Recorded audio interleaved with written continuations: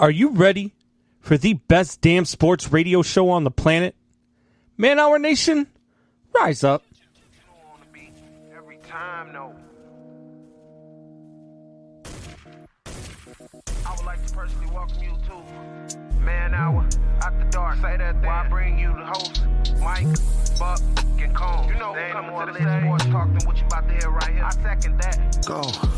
You know that it's us when we talking about sports. Giving you facts on the field to the core. Tune in, we need the support. 1 hour too short, then listen some more. On all your stations, not dropping no music. Starts like Adidas, but Nike just do it. Down 4 in the 4th, we go for the win. Michael 2 seconds, we taking it in. Buck, Mike, and Combs, you know what's going on. Man, now we're out the dark, no LA, we the big spark. No 4th and inches won't cut you short. Got the best talking, it's all sports. Buzzing more than buzzer beaters. We coming live all through your speakers, go. And what is up, Man Hour Nation? Michael Bukasha here with the Man Hour. Be sure to head over to youtube.com/Man Hour right now. Hit the subscribe button, hit that like button. Let's try to double the likes of what we normally get over there on the YouTube page. But if you haven't joined yet, become a member over there on the YouTube page as well. Simply click on the join button. As little as 99 cents a month, you get one after show a week. For $2.99, you get all access to all the after shows, plus merchandise discounts. $5.99 a month, you get a free t-shirt after 6 months of service, plus all the other perks. But the $9.99 deal, guys, you get a hoodie. Every year you are part of the Man Hour Nation. So we do have a sports show to talk about here tonight. We're going to break down the AFC West. We are going to talk a little bit of basketball, a little bit of Knicks. Well, a fan got suspended for spitting on Trae Young, so we'll talk about that. And the Chicago Bears are for sale. Yeah, you guys heard me right. Chicago Bears are for sale. So let's go ahead and welcome the man, the myth, the legend, Mr. Brandon B.C. Combs at manhour_Combs. Combs, what's going on tonight, bud? Oh, sorry. I was going on to put in my bid for the Bears. My bad. Yeah. My bad. What's Bidding going on, Buck? $2, man. $2. Yeah, hey, look, I figured if I go, $2 a month for the next 185 years, I might be able to still miss out on the bid, but at least I get my name in the hat, right? Yeah, I mean, and then once your name is out there, man, people are going to start cluttering to you, and the Man Hour will simply explode, right? Yeah, it's like, that Brandon Combs guy is the owner of the Bears. Yeah, and then we'll say, hey, look, people got to tune in this Man Hour. You got an owner of the Bears, you got an owner of the Packers, right? Like, then you got to go buy stock in the Chiefs, man. We could have a part owner of the Chiefs. Like, I think I would have more. I would have more possibility of buying stock into the Chargers than the Chiefs, to be honest with you. So, Michelle goes and gets dinner tonight, right? I gotta tell you this real quick. She goes and gets dinner, and she gets Popeye's chicken, and I love chicken. I told her, she's like, "What do you want?" I was like, "I've had a taste for chicken." She's like, "All right, I'll grab Popeye's." So I bring my plate downstairs, and I'm getting ready for the show, and she calls me up, and she goes, "Is your chicken bleeding?" And I'm like, "Bleeding?" I'm like, "I don't know why." She's like, "You didn't eat it yet?" I was like, "I ate the leg." She goes, "Was it bleeding?" I said, I don't know. I ate it. she goes, "Well, what about the big piece that you got?" And I was like, "All right, let me check." So I cut into it, and I'm like, I mean, it's undercooked for sure. I mean, it's definitely pink. And she goes, "All right." So she calls me, comes downstairs, and she goes, "All right, I called them up. I got to bring the chicken back." And I just look at her, and she's like, "What?" I'm like, I ate it. She was like, "It was undercooked." I was like, I know, but I'm fat and I'm hungry. Yeah. So I ate it. Michelle says pink chicken puke. I couldn't look, and then I went up and got more. Right? Yeah, I mean, I used to eat pink chicken all the time, and I'm still alive. I'm still kicking. Yeah. So I mean, I've eaten worse stuff for sure. I mean, yeah. I mean, we were college-age men. We ate pizza that's been on the counter for at least a week minimum. Yeah. And if it was hard, you stick it in the microwave for 30 seconds and it softens it up a little bit. It's a good thing we're not on the after hours, man, because I would have just said something. Good thing I bit my tongue. You definitely bit your tongue. But speaking of biting tongues here, the Cubs are ripping people's souls out right now, man. They are up in first place. I mean, you can go ahead and pound that chest. I mean, you called it. Look, I mean, they're going to be an up and down team. I mean, this is the ups. June is going to tell the story. June is going to really tell the Cubs where they stand, because the month of June for the Chicago Cubs is absolutely terrifying if you look at it from a schedule standpoint. Okay, so the Cubs have to play the Padres. The Cubs have to play. Let me see here. Let me get this up real quick. The Cubs play the Padres to start, and then they play the. Where did it go? I just had it up. All right, here we go. My bad. Sorry, guys. So the Cubs play they start off with the Padres in June. Then they got the Giants. Then they get the Padres again. Then they get the Cardinals. Then they get the Mets. Then they get the Marlins and the Indians. Then they get the Dodgers and the Brewers. That's a tough schedule in June. It is. So it's going to tell the story if they can show up. They've been showing up in big games. They've been showing up in big series so far. Well, since April 17th, they've got the best offense in baseball. They've got one of the best records in baseball. They're playing all right. They just need to continue it. So we'll see. We'll see how it goes. You know who's not hot, though? Mr. Torrey Anderson. At man and his Milwaukee Brewers. And his Milwaukee Brewers. I was going to say, and as you say that, look at the Brewers' schedule in June. It is easy. They've got a one game with the Tigers to start June. They've got the Diamondbacks. They've got the Reds, the Pirates, the Reds again, the Rockies, Diamondbacks again, Rockies, Cubs. Yeah. So if the Cubs have a tough June, which it looks like they very well could, if they have a tough June and the Brewers have a good June, I mean, they need to start hitting, though. But if the Brewers have a good June, they'll be all right. Did you see the batting average leader thing I said? I did. I think your third highest batting average is like 198. 197. Colton Wong's our leading hitter at 268.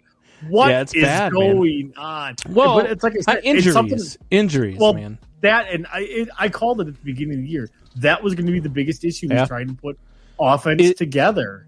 Is Locaine back yet? Or is he still on the IL? Locane's back. Yelich is back. Yep. So Yelich is back too, huh? Yeah, Yelich has been back for 5 days now and not back on the DL. So. And he's still not on the leading batting average. Yikes! No, because he was out. Well, he was out. He was out for 3 weeks. He was only hitting 115 or some crap when he went on the IL. That's how Jock Peterson was. Jock Peterson was hitting 168 when he went on the IL. He's now batting up at 270. So he's been tearing it up since he came back from the IL. I mean, there's nothing saying that, especially a guy like Christian Yelich, who's a much better hitter than Jock Peterson is throughout his career. It's not over yet, man. Don't lose faith. Although Yelich does have that average up after coming off the DL. His average is up to 250, so he's been hitting since he came off the DL. Yeah, because he was under 200. He is also one for 4, so that is a skewed stat there, right? I was joking around with you earlier, and I was like, "Hey, let's look at the standings." And I highlighted the Cubs. Over the last 10, they're 8-2, and the Brewers are 4-6 or something. And then I'm looking at the run differential. Now the Cubs are a plus 22, and I believe the Brewers are a minus 14 or something like that. But then I kept looking at after I sent that, I looked at the picture again, and I'm like, holy crap. The Brewers are already at a plus, or I'm sorry, the Padres are already at a plus 80. 80. That is insane. That is just mashing. It's not even June yet. It's not even, a plus 80 is ridiculous. That is. And for whatever reason, the Brewers have their number. There's a division out there too where the top 3 teams in that division it's the West. all have a negative run differential. That's the NL. That's the NL East, I think. Yeah. Oh, it's crazy. No. Yeah. The NL. Yeah, it is the NL East. Yeah, you're right. Yeah, the NL East for what we all thought was going to be one of the best divisions in baseball is just kind of went. Right down the AL West too. The Oakland A's are in first place by a game over the Astros. The Oakland A's have a negative 11 run differential. The Houston Astros are in second. They're the only team in the division with a positive run differential, and they are at plus 55. and they're not even in first place. No, but that's where I talk about, like, you look at the pitching, and we talk about the no-hitters and that stuff. That's where I think just it's not making a lot of difference when the players hit the ball, but I think it's giving pitchers a little bit more spin, a little drop on their ball, whatever. I think it has made a difference for the pitchers because we're seeing guys, unless it's just the game continue its upward trend of guys don't really give a crap if they strike out. Yeah, absolutely. And we got Michelle coming in with our nephew chiming in here and says he loves me. And then Buck says hi, Evan, and Evan says his name's supposed to be capitalized, Buck. So shout out to my boy Evan. Evan's only 6. Evan's only 6, and he's telling you how to spell.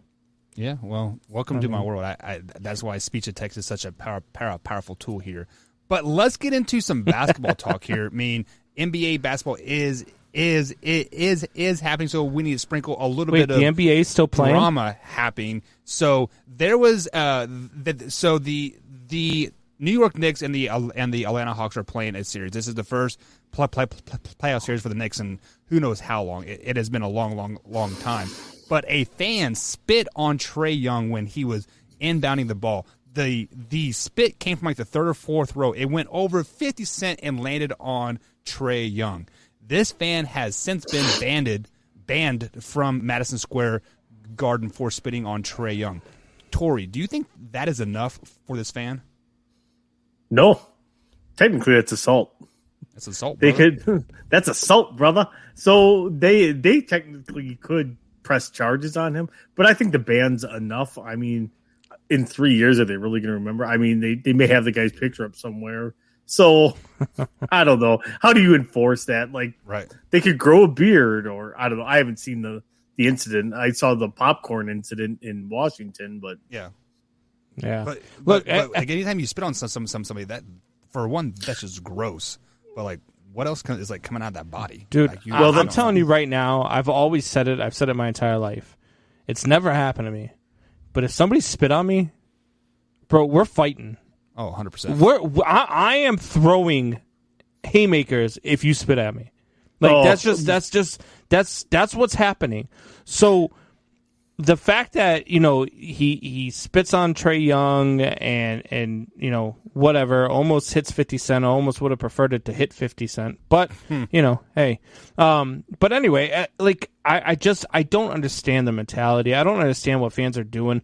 I was watching fans in Houston during the Houston and Dodgers series fighting in the stands because talking trash to one another and start fighting. Yeah. I've never understood it. I've never understood why fans, for one, feel like they need to get involved in the game and interact with the players like that.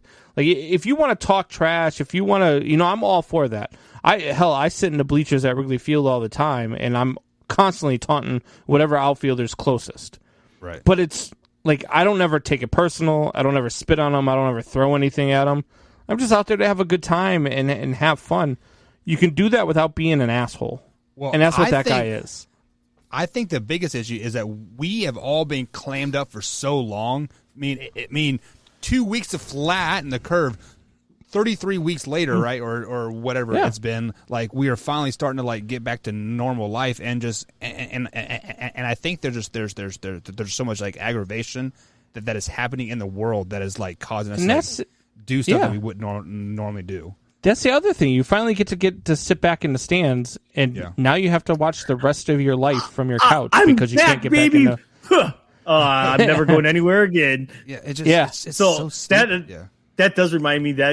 Remind me to tell the story. I have a story for the after show about, and just say the spitting incident, and then I'll remember what I need to say. Did Trae Young bring that up, that he got spit on? Like, how did that... Because when I watched the video, so I saw the video...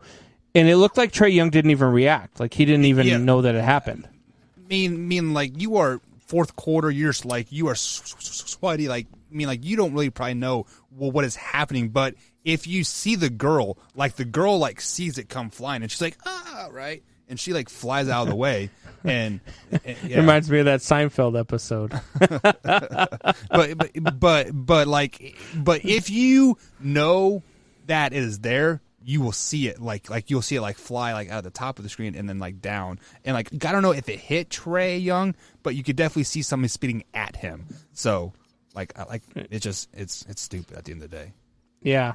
Well, that's why I was wondering, like, how did they pinpoint who did it? If Trae Young didn't even know what happened, like, who said, "Hey, Trae Young got spit on and made it national news"? Well, it was like the camera was zoomed in on him because it was the inbound play.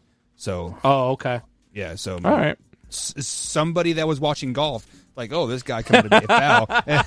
A viewer called it in. Yeah, a viewer called it in. So we are going to take our first break of the night, guys. Here. That we're going to get into some sports headlines here on the other side of the break. We got some Julio Jones trade happening. We got a crazy play in baseball happen today as well. And then of course the Bears and Chargers are possibly up for trade. But the biggest show of the night is we are breaking down the AFC West. So we do have the Denver Chargers coming up here in about 15 minutes here on the Man Hour, guys. So sit back and relax. Hit that like button. Hit the subscribe button. And share it with a couple friends as well. And we'll be right back after this short break.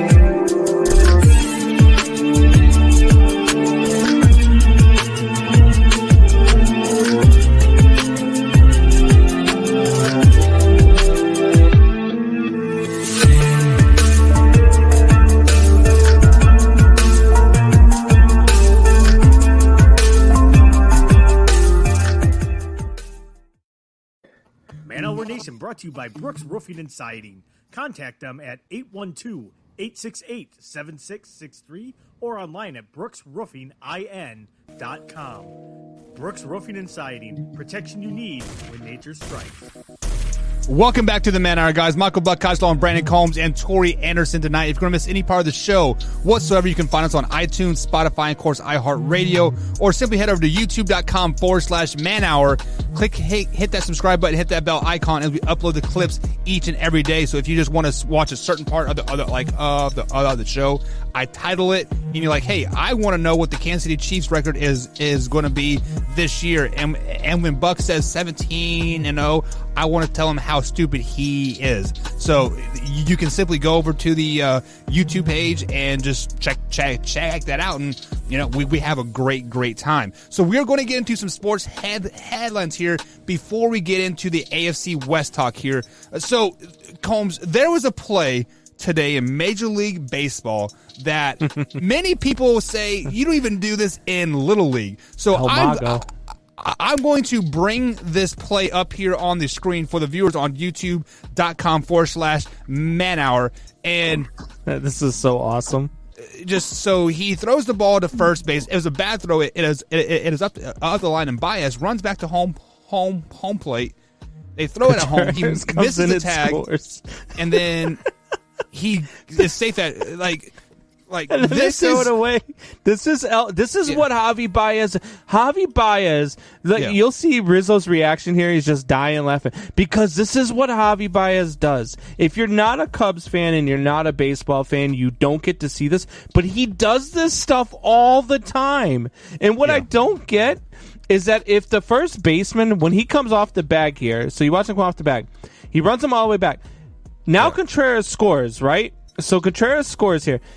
If that first baseman just runs back to first base or doesn't even try throwing the ball to the plate, even though Contreras scores, if he walks back to first and tags first base, Javi Baez is out and the run doesn't score. Yeah, because the key here is there are two outs. Yeah, there are two so outs. if the third out is made at first base, if the third out is made at first base, no runs count that score. Yeah, but this is what Javi Baez does. I don't know how he does it, but every time he is on the base paths, this is what this guy does. There's a reason why they call him El Mago, which is the magician in Spanish. So this guy is amazing. I love watching Javi Baez. I wish he could, get over the Alfonso Soriano type at bats where he swings at balls that are 75 feet out of the zone. But bounce other 3 than feet that, in front of the plate. Yeah, but the guy is he's a magician with the glove. He's a magician on the bases. And that right there is the epitome of what Javi Baez is and what he does. Yeah, and this is kind of a staple what the Pittsburgh Pirates season is going to be like. They lack so much baseball IQ. So this play screams lack of baseball knowledge, lack of their knowing the situation. Well, you know what's funny? It's horrible. Is after the game they're interviewing Javier Baez, and they said, Javi, what were you thinking when you were running through? He's like, I don't know. He's like, I just didn't want him to tag me. I was going to make him chase me down. He's like, and then I thought that if he would just tag first, I would be out, but I'm not sure if that's the rule or not. So even Javi Baez didn't know that was the rule. He was just trying to make the guy get him. So it's funny to me that Major League Baseball players don't, because I'm sitting there watching the game, which, if my boss is listening right now, Nick, I know we were in our meeting at that point, and I may or may not, and neither can confirm nor deny that I had the game on the computer while we were in our meeting. So if you're listening, but anyway, I was watching that play as it took place, and I'm thinking to myself, dude, run back to first and just touch the base. What are you doing? Oh my God, he's going to chase him down. Oh my God, he threw the ball. Oh my God. And I'm just like, what the hell? What the hell just happened? That's the thing. Like, he could have literally still, even chasing him down, back down, would just have to walk up to him and tag him. Because if Javi would have went around him, he'd have been out of the baselines anyways. Yeah. Well, if you go to the right of the baseline, there is no baseline to the right side, like on the outside of the diamond. So technically, he could have banana peeled it out. Oh, there is. There is. Not on the outside of the base of the diamond when you're on. So, when you're running to first or third, you can run outside as far as you want. No. It is just running from first to second. First third, base, there is definitely a baseline. You have to stay within the runner's path. So, you have to run, when you leave the batter's box, you have to run a direct line to first base. You're right. It could be inside or it can be outside, but it has to be a direct line to first base is what you have to run. Yeah, so, you can't banana it and come back in. Yeah. No. When you're talking about when you're rounding it on a base hit and stuff like that, you're rounding the bases. Guys go wide all the time. But that's only when you're rounding. If it's a ground ball, you have to run straight. Especially, you see it all the time on little choppers that go back to the catcher. If the catcher throws it, I've seen it plenty of times where it goes into right field and then all of a sudden the runner is out because he wasn't running in the batter's path. He was running in the fielder's path. So you absolutely can run out of the baseline. Yeah, because then you'll get called for interference and it's an automatic out. Yeah, but either way, this was just a lack of baseball IQ play. Like, I mean, this is just 100%. It was 110% ridiculous. Yeah, I mean, and like I said, I mean, I'm sitting there and I know, like, I know what the rule is, and I'm like, how does this guy not know what the rule is? Why did he just throw the ball? I remember thinking that was the first thing. I was like, oh my God, he just threw the ball. And then you see Javi stops and he gives the umpire the save sign because he's excited that Contreras scored. And then he's like, oh crap, I have to run. And he turns around and takes off. And then the ball ends up in right field. Like, Javi cracks me up. Dude, I love watching that guy. And I know that he's not the player that Chris Bryant is. But this is the guy, I've been saying it for 3 years now. This guy and Wilson Contreras are the two guys the Cubs need to build around. They need to get whatever pieces they can for Chris Bryant and build around Javi Baez and Wilson Contreras. All right, so moving on here now. Let's go ahead and jump into some NFL football talk here. And Combs, you brought it up. Was it Tuesday's show where you're like, hey, what about Julio Jones to the Packers? You know, that makes sense. You know, package him for Jordan Love. You know, like that team would be great. But now there has been let me put massive air quotes around this. Massive air quotes. There was a leaked trade offer for Julio Jones from the Tennessee Titans, and it was basically just a first round pick. And the reason why I want to put leaked out there and in those air quotes, because these things just don't leak out.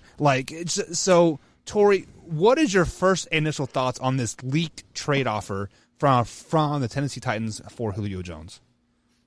To me, it's the leak is somebody trying to drive up his value even more. So somebody comes up and say, well, they offered a first round pick. Well, that means if I offer a first and a fourth or a fifth rounder, I could probably get him instead.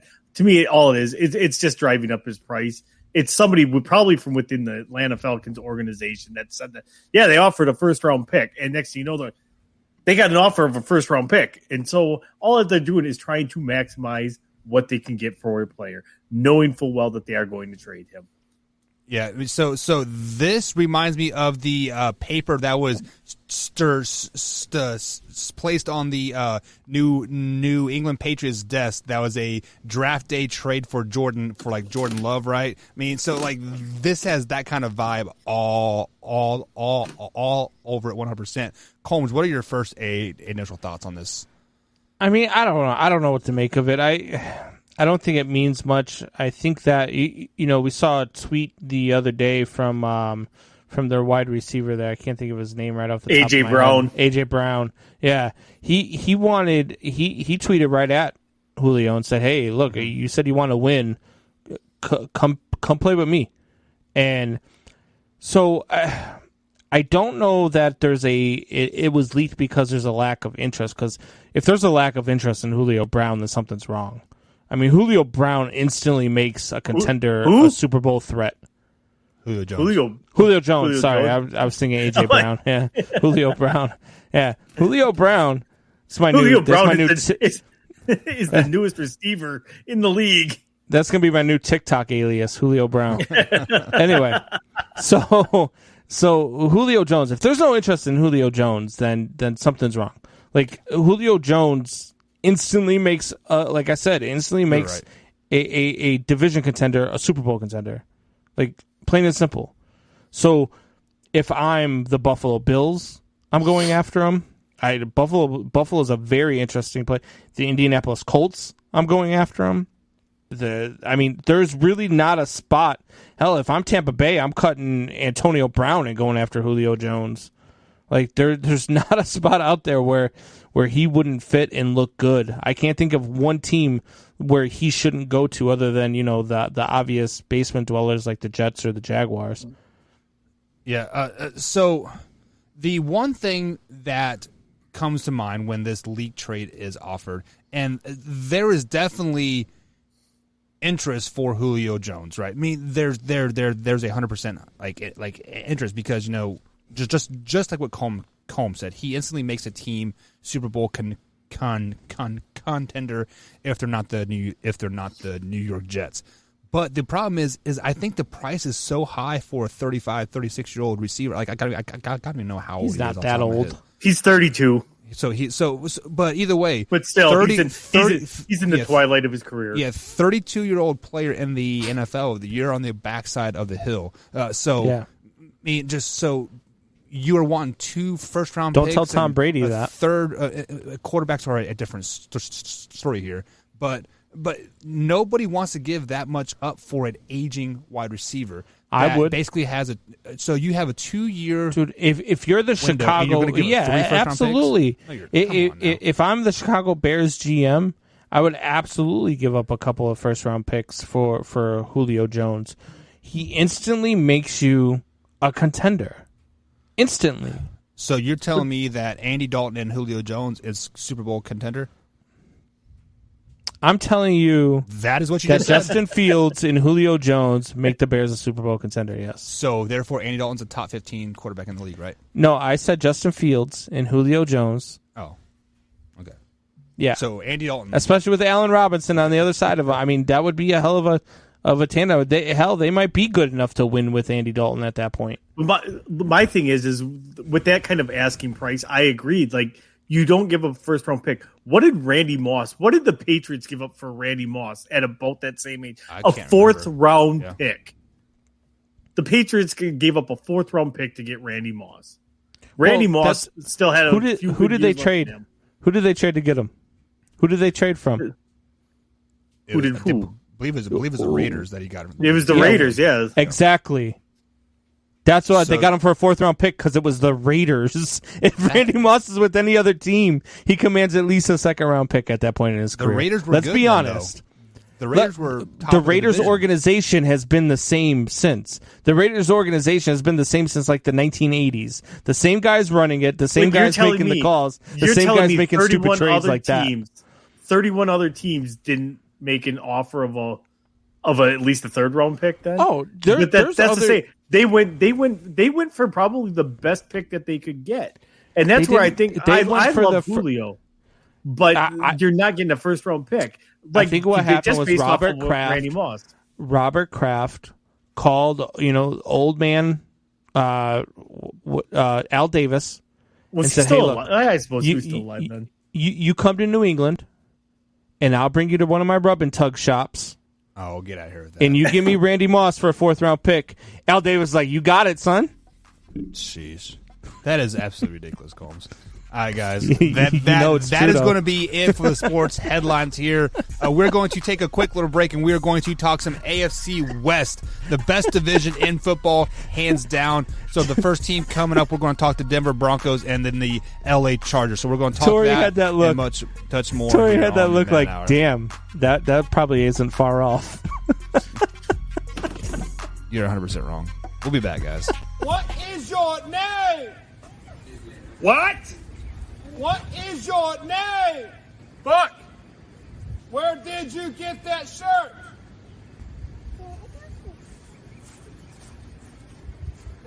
It's funny that you should ask that. Head over to manhourradio.com. You can pick up the shirt up. $15.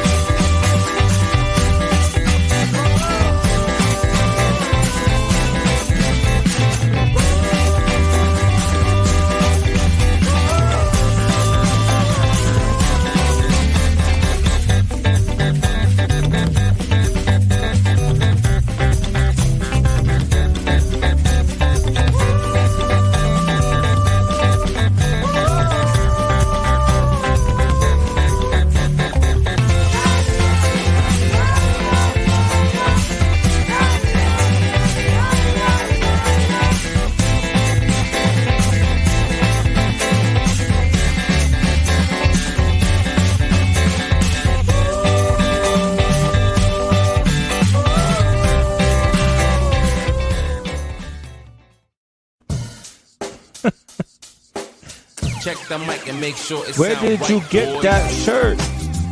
And welcome back to the Man Hour, guys. Michael Buckheisen along with Brandon Combs and Tori Anderson. Not just any part of the show whatsoever. You can head to manhourradio.com.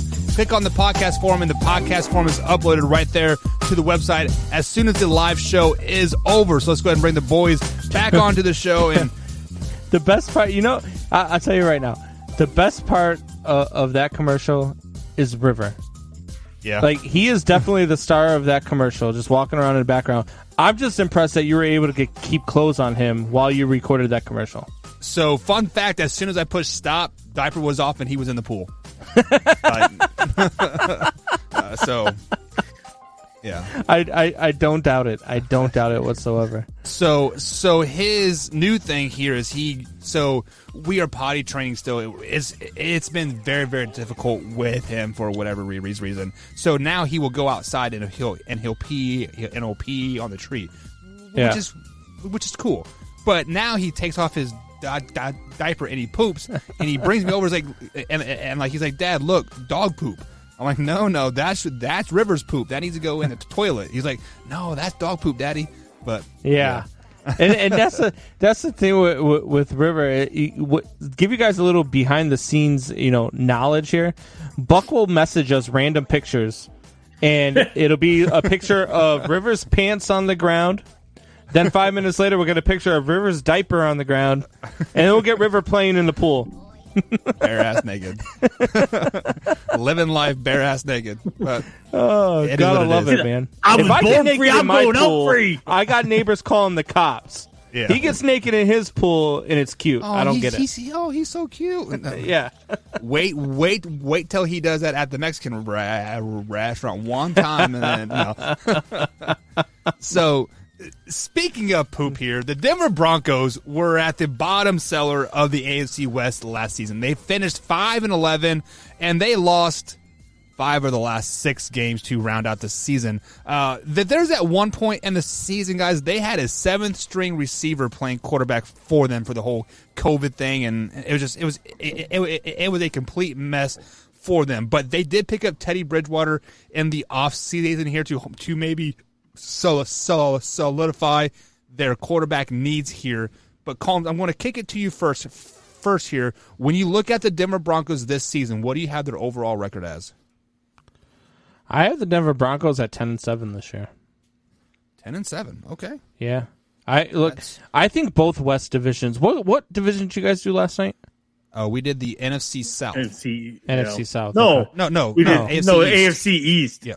AFC East, okay. We did the NFC South on Tuesday. Yeah, the West divisions, the 2 West divisions, I have being very, very good, with the exception of one team.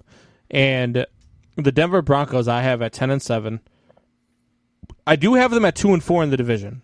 I don't have them very good in the division, but 10-7 is where I got them. And look, their schedule is not outside of the division. It's not extremely tough, and so I think that outside of the division, they can win a few games and really take this thing to a point where they've got a shot at a playoff spot. Yeah, so that is 5-win improvement from the previous season. So do you think Teddy Bridgewater gives them the 5 wins, or is it just a lack of the easier schedule, the non-COVID thing? Like, what are your thoughts? Do you want to know? Do you want to know why I have them at 10-7? Why is that? Because Aaron Rodgers is their quarterback. Aaron Rodgers is their quarterback. Tori is already shaking his head. Tori, what do you have the Denver Broncos sitting at this season? Well, I live in reality and I deal with facts. So some stuff Brandon doesn't know anything about. So as of right now, their quarterback is either going to be Teddy Bridgewater or Drew Lock. And one, they get Cortland Sutton back this year, which is going to help that offense. They lost him last year.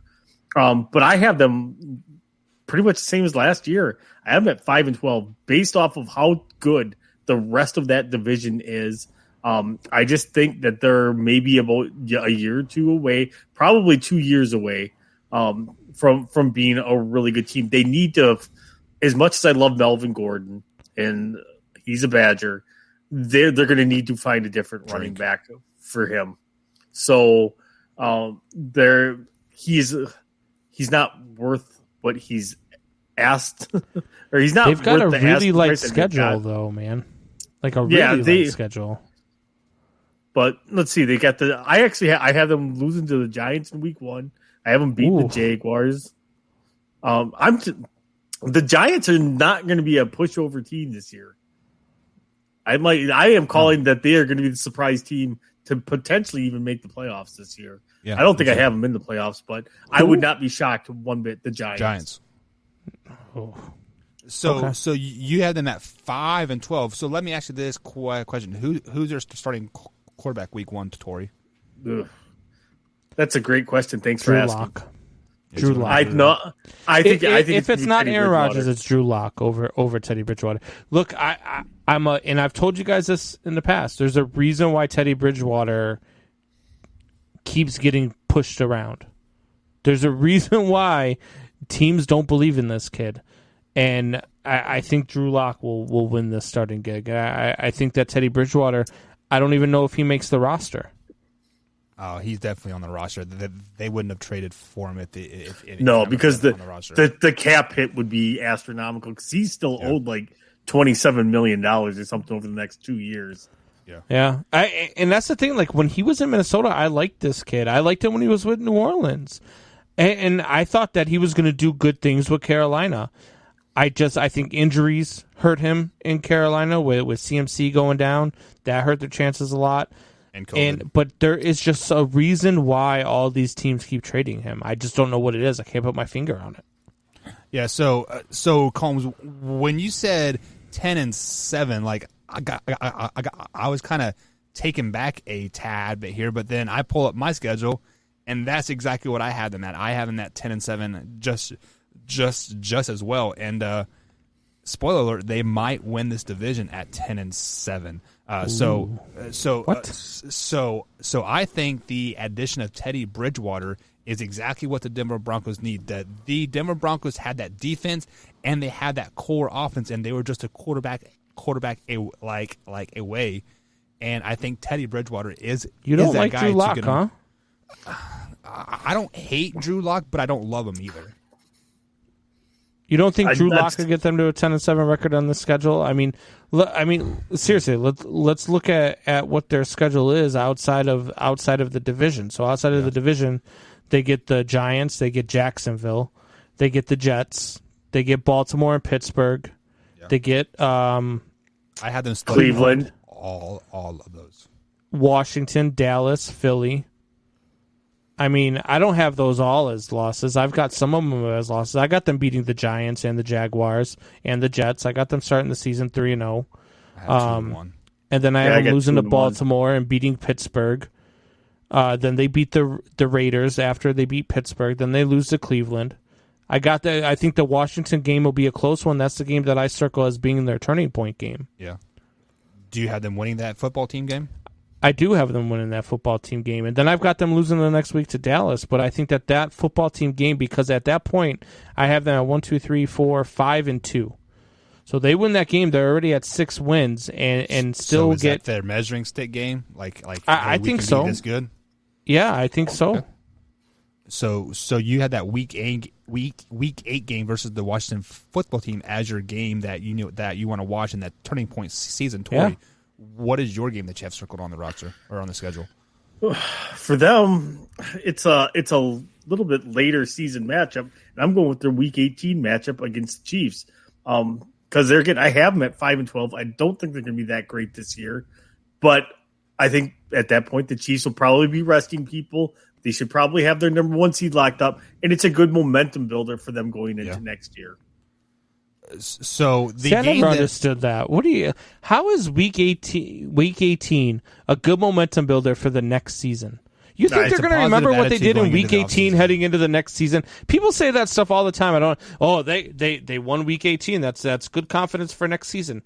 It is. What do you mean? There's ramifications. But the thing is it can come down to ramifications of how your team is perceived going into the offseason, into free agency. If you're 5-12, your team is going to be perceived the same as they are if they're 4-13.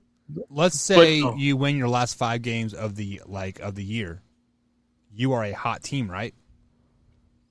Sure. You might be 5-12, but you were hot those last 5 weeks, and you're still 5-12. Yeah, but your mindset. We won our last 5 games of the season, and but we lost our first 12. But I don't personally. I've never understood that. Because I do hear people say it all the time. Oh, if they win this game, it's good momentum builder heading into the next season. What do you mean? They've still got the draft.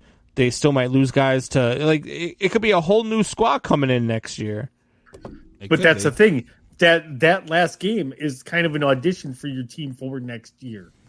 And like I said, you could be changing free agents' minds, potential guys that might not have considered coming there and stuff like that. That's where I talk about there's a momentum builder. That last game being an audition for I just don't believe I believe your season was your audition for your team for next year. That's what I don't take it. The same thing when people start talking about college players and rookies and stuff like that. They're like, oh, the combine.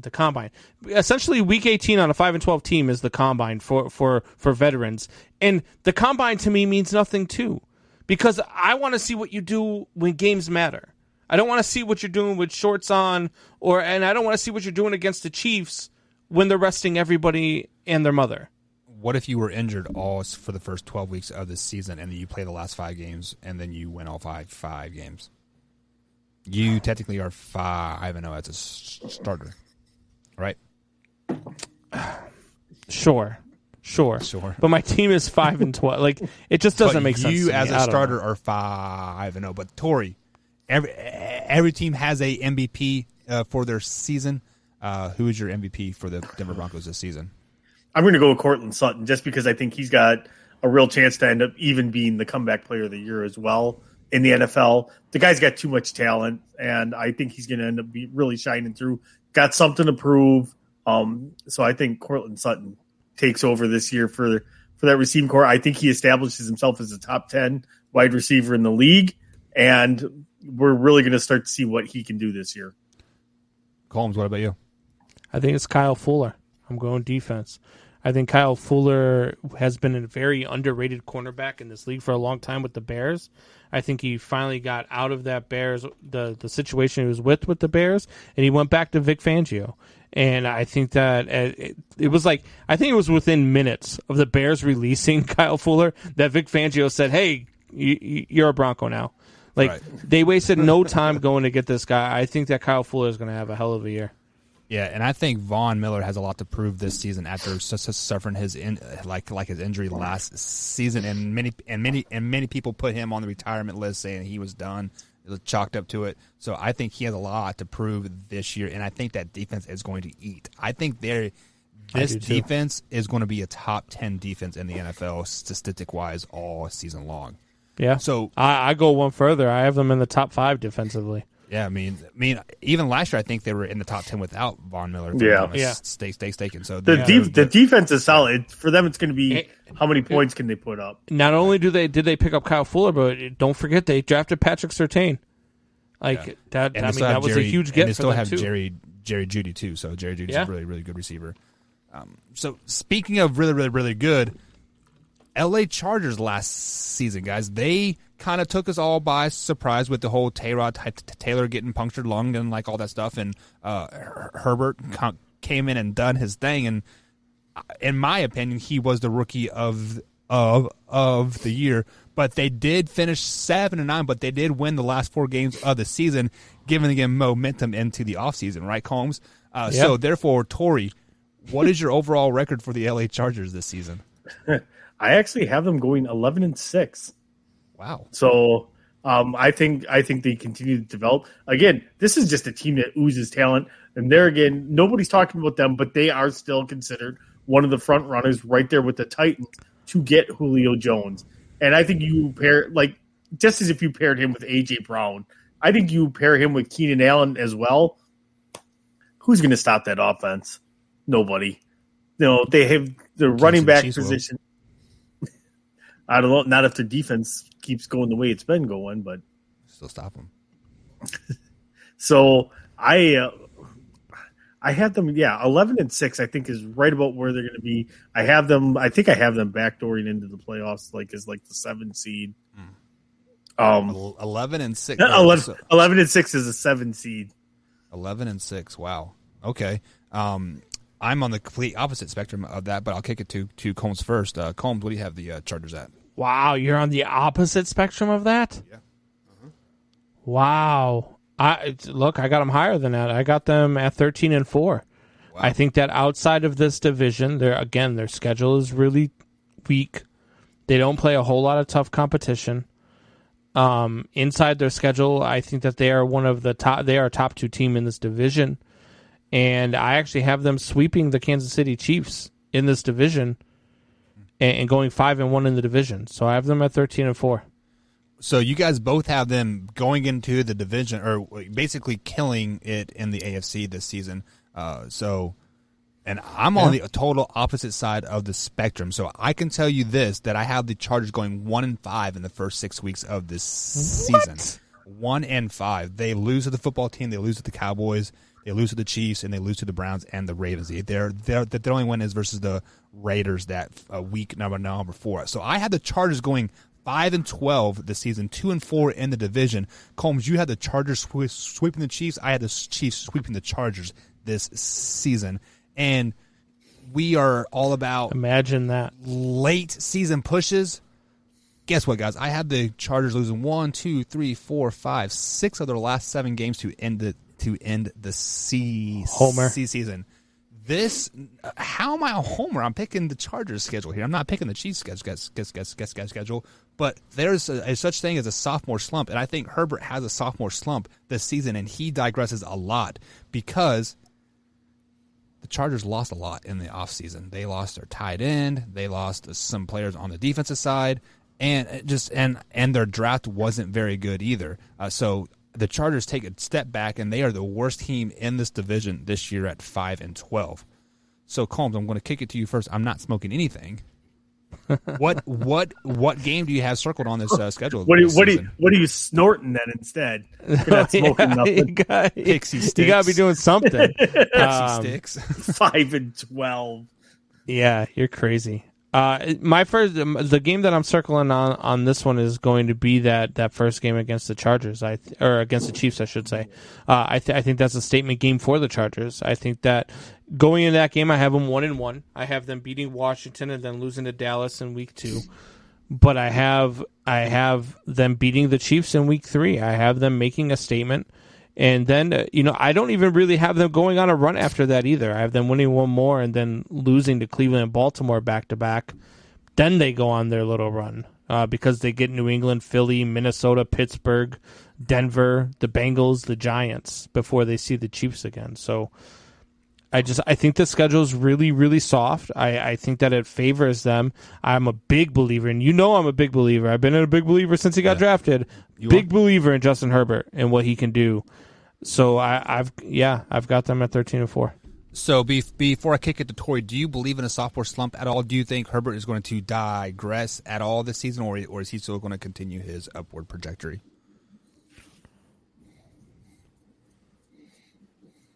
Did you talk to me or Tori? I thought you said Tori. To you, I said before I kick it to Tori. Oh! Before you kick it to Tori. No, I don't think that. I don't think that the sophomore slump. Like, I've never believed in a sophomore slump. I've seen plenty of guys who, in their second year, are just as good as they were in their first year. You look at like some of the greats of all time.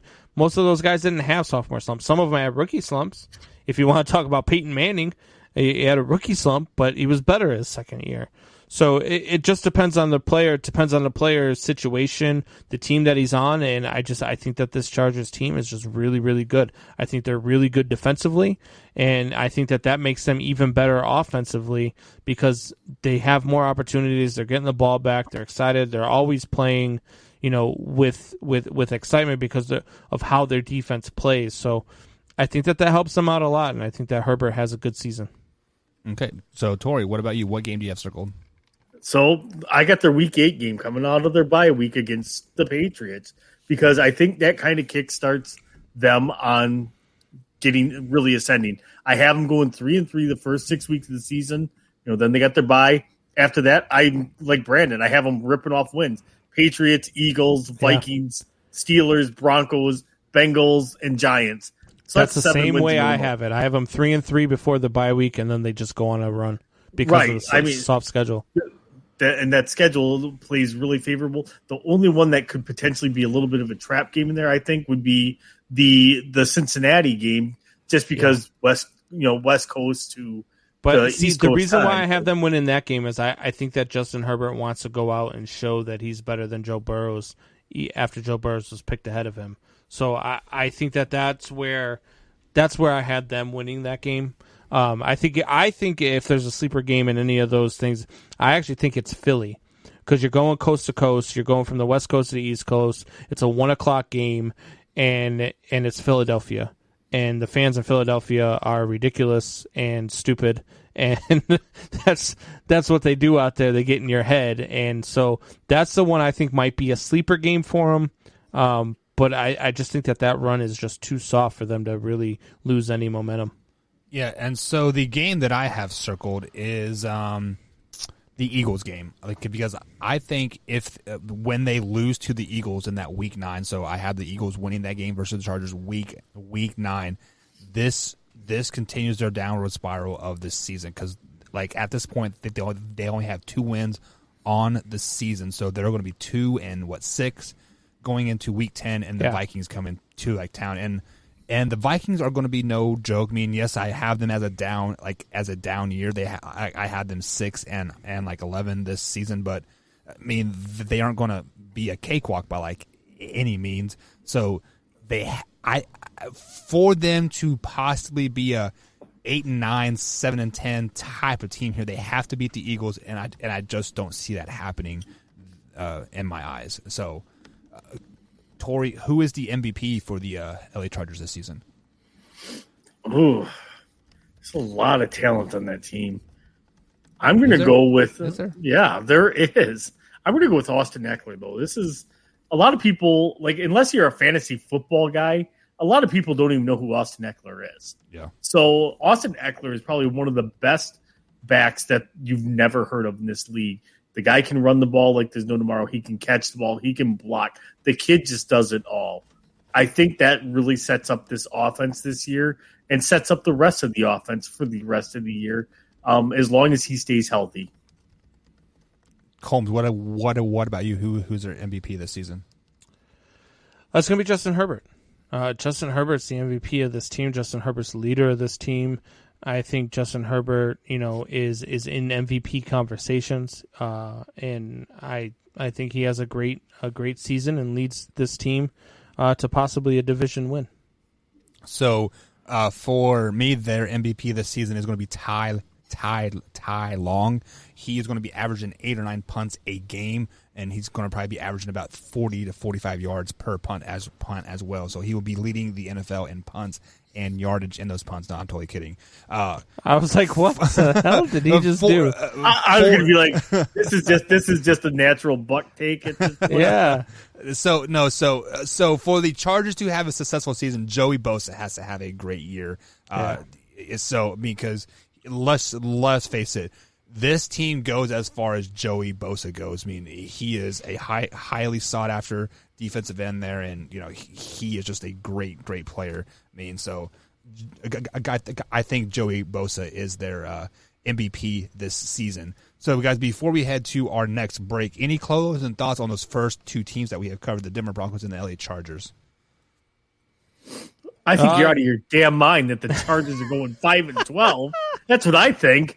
There's no way that they go 5-12 unless they get 49er and they lose 11 starters and they can't field the team. Look at their first 6 games here. First 6 and I games. have them going 3-3. Yeah, so you are telling me that is not a confidence killer when you lose to the football because team, when you lose to the Cowboys, when you lose to the Chiefs. They're not going to lose to the Cowboys. I had them going 0-3 to start the season. Their first win. They're going to lose to the football team. They're going to lose to the Chiefs. They're going to lose to Baltimore. Those are all 3 road games for them. And I have them winning all 3 of their home games against the Cowboys, the Raiders, and the Browns. So, boys, I just got a message. Yeah. My boss has been watching the show. He definitely knows I was watching the game while we were in the meeting. I was going to be like, Brandon's like, While we're out here, can I put my LinkedIn profile because I need a new job? Nah. He knows I usually have the game on anyway. So Drew says today was my son's last day of elementary school. Drew, you are officially old because you have a middle schooler now, and it is. Hey, what the? Like, I've got a senior in high school and a daughter who's in the Army boot camp. Don't call him old, because if he's old, then I'm ancient. I believe trending on Twitter right now is hashtag Combs is old. So Facebook user says he thinks Tua will do better than who? I'm kind of confused Herbert? by that comment. Maybe, I don't know. I think Javier is comparing him to Herbert, which no, not at all. Not even we close. will say that for Shop Talk, because I think Tua is overrated. So we can dive into that. I agree. Shop Talk. So Tori, put a pin in that conversation. Save it for Shop Talk, man. All right, guys. So we are going to take our next break. On the other side of the break, we are going to play the infamous game of Guess Who. Simple yes or no question to guess who the athlete that I'm thinking of. Simple as that. We'll be right back, guys, here on the Man Hour. I can guess who it's not. Hey there, Mr. White T-shirt wearer dude. Mr. White shirt wearer dude. Do you wear the same shirt every day? Same shirt every day. Do you do the same thing every day? The same thing every day. Don't you worry, Mr. White shirt wearer dude. Now with Man Hour merch, you can spice up your style each and every day. From hats to beanies to shirts. We got you covered, Mr. White shirt wearer dude. Shop at manhourradio.com. T-shirts start as low as $15. Shop today. Why, thank you, manhourradio.com, for this awesome merch. Hats, T-shirts, $15. You can't go wrong.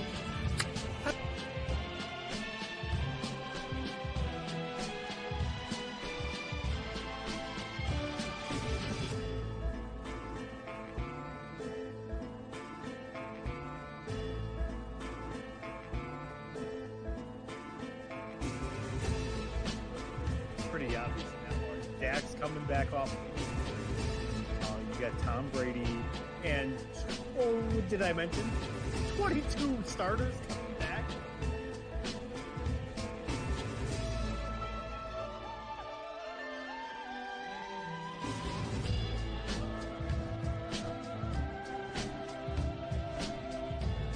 When I say Lamar Jackson is trash, I'm not saying he is the worst quarterback in the league.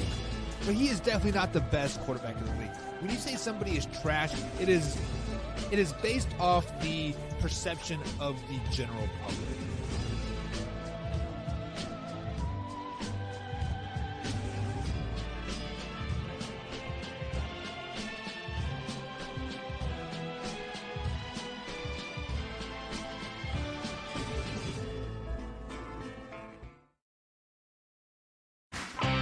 Man Over Nation brought to you by Brooks Roofing and Siding. Contact them at 812-868-7663 or online at brooksroofingin.com. Brooks Roofing and Siding. Protection you need when nature strikes. And welcome back to the Man Hour, guys. Michael Buckhouse along with Tori Anderson and the BC Brandon Combs. You can find us all on Twitter at manhour_Tori, manhour_Buck, and of course manhour_Combs. So we have broken down some AFC West teams. We've broken down the Denver Broncos and the Chargers as well. We've covered a little bit of sports lines, but it is time to get into some game time here. So lighten up the mood a little bit, guys. Feel free to play along in the chat. And today only, if you guys, so I'm going to be monitoring the chat here. If you can guess two people before Brandon or Tori, I will give you a free Man Hour T-shirt of your choice. So play along in the like in the chat, and I'll give you guys a free T-shirt if you can. Pressure's guess. On, Tori. We can't afford free shit, but so we gotta be good. Drew's pretty good at this, so yeah, I know. I usually look for his comment and hope I win. So see, I gotta mentally block him out. Block him out. So maybe Drew will throw you guys some curveballs and lead you the wrong way, and he'd be like, "Oh, snatch that up, boys!" But who knows? So, guess who is a simple game where you try to guess who I'm thinking. You have to ask yes or no cool questions to narrow it down to figure out who it is. This is a spinoff of the actual game called Guess Who, where you flip down the things and does he have black hair? No, right? So that is what we are doing here. So, Tori, you are the reigning champion on Guess Who. I beat him twice. That's because you cried that I beat you last time. You're like, he's best out of 5. He's winless versus me. How is he the champion? Because he beat Luke G last he's night. winless versus me, so I'm just throwing that out. No, I'm actually 1-1. I didn't cry about it. Winless. And have to go to 5. Go ahead, go first. I always let you go first anyway. Ladies first. Go ahead. I'm gonna defer to the child. All right. And let him go first. He's going to defer to Combs. Combs, you got the first question of the night on Guess Who. Yes or no answer, sir. Is it a baseball player? It is not. Is it a basketball player? No. Do they play offense? No. Do they play defensive line? No.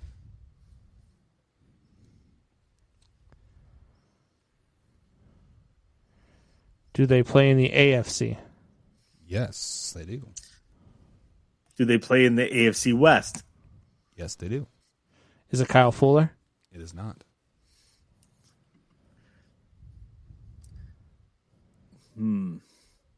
This one's tough. I'm just going to throw that out there. This one's tough. Do they play linebacker? No. Do they play for one of the two teams we just talked about? Yes.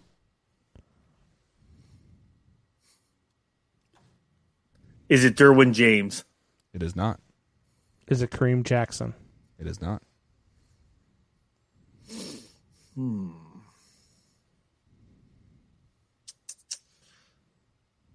Let's see.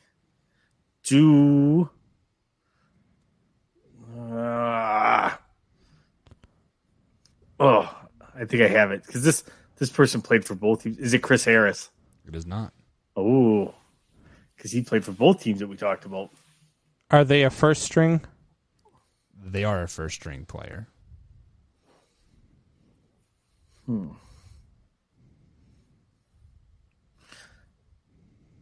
they play strong safety? They do not. I see the gear spinning here.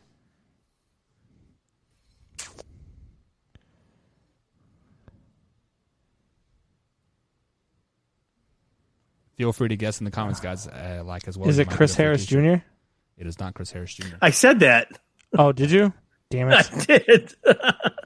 Is it Nazir Adderley? No. Is it Michael Davis? It is not.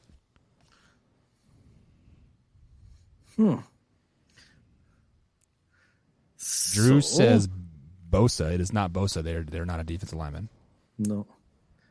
Is it Justin Simmons? It is not. Ha ha ha. Is it Ty Long? Yes, Combsy got it.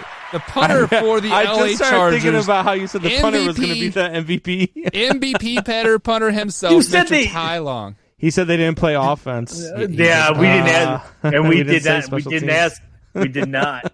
Yeah, so we did not. So I'm like, wait a minute. I mean, technically, I guess special teams could be considered offense because of the field goal team, right? But the punter is like they're simply there for special teams purposes. Special teams is their own breed. They get their own category. Yeah. So Combs, you were listening to the show. You were listening to I said. So the reason why I brought up Ty Long in the Chargers things, I had him in the Guess Who here. So I'm glad you took that note, and maybe you guys are going to put 2 and 2 together and continue on with the show here. So, spoiler alert, maybe, possibly. But Tori, you are up here. So wait. What? He's the punter for the Chargers. Right. Yeah. No. I was like, wait a minute, he didn't play for the Broncos. I'm slow. It's Thursday. It's okay. So Guess Who, Tori, you are up for question number 1. Yes or no question. Are they a football player? They are not. Is it Javier Baez? It is not. That would be good. That would have been awesome. Is it Wilson Contreras? Nope. Is it a baseball player? It is a baseball player. Do they play in the American League? No. Do they play in the Central Division? No. Do they play in the West? They do.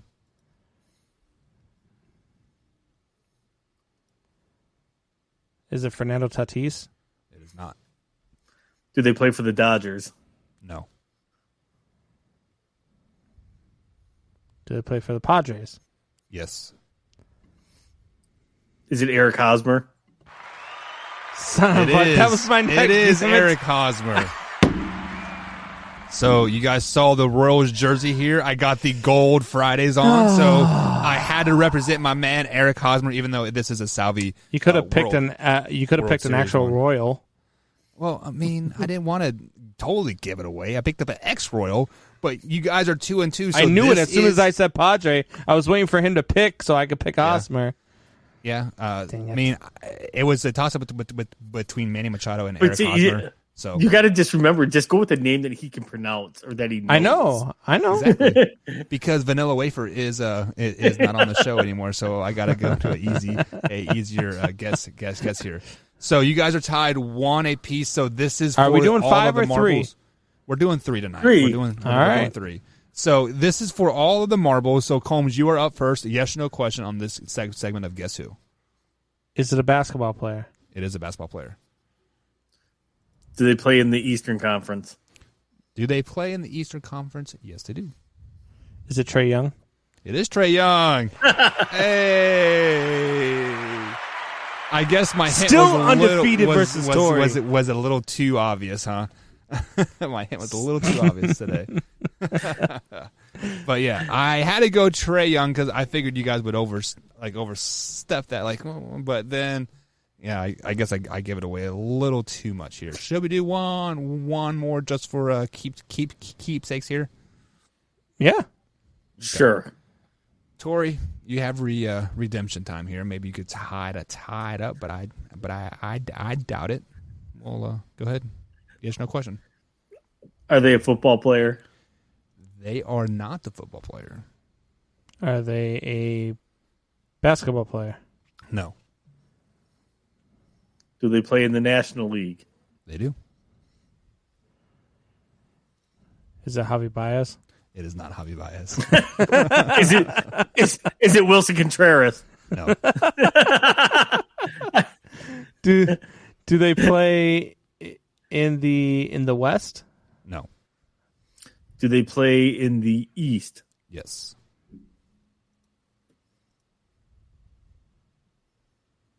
Is it Ronald Acuna Jr.? No. You know I can't say that name. Do they play for the Nationals? They do not. Is it Bryce Harper? It is not.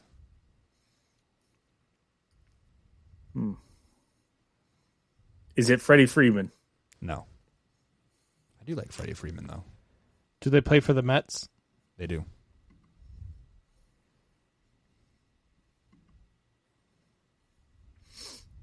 Is it Jacob deGrom? It is Jake DeGrom. It is Jake DeGrom. What is he, like 2-3 on the season and like a .005 3-2 with a .80 ER. It is so disgusting. Ridiculous. How bad? Like, I don't understand why the offense is so bad when he's on the mound. It's only when he's on the mound. Do you think they kind of just like give him just like the, F no, you, Jake? they just, for whatever reason, it's just one of those things where they don't hit on days that he pitches. I don't understand what it is. I don't understand how it happens. But this guy is... So I read a stat the other day that said that he has 17 hits and 49 at-bats. And he has allowed 49 hits and 147 at-bats. Like, I just don't understand. I hate you. No. Like I was like, I don't understand how he can have that high a batting average when he's giving up like a .160 batting average or something like that to the opposing teams. Yeah, it's just ridiculous. Like, so do you? How would you fix this realistically? Maybe he goes. It's like instead of getting his 5 days rest, does he need like a 4-day rest start to maybe like, hey, maybe like jinx type thing? Look, man, they seem to put him in the wrong I don't jersey. think it matters. Change his name for like a day. Yeah, be like, hey, we got Steven Matz back. Yeah, you're Steven Matz today. Yeah, I don't understand it, man. I don't understand how, like, why it gets so bad. Because this guy, year after year, he doesn't allow runs. He just doesn't. You don't score on Jacob deGrom, and yet he always ends up like 8-12 or 8-14 or 9-7. Like, it's ridiculous. With a 1.71 ERA. Yeah, season. It's insane. He's gonna win the Cy Young again. Which Hoffey, by the way, predicted. Which he really went out on a limb picking the guy who's won 3 of the last 4 Cy Youngs. But right, all right, guys. So we are going to take our next break. On the other side of the break, we are going to break down the rest of the AFC West.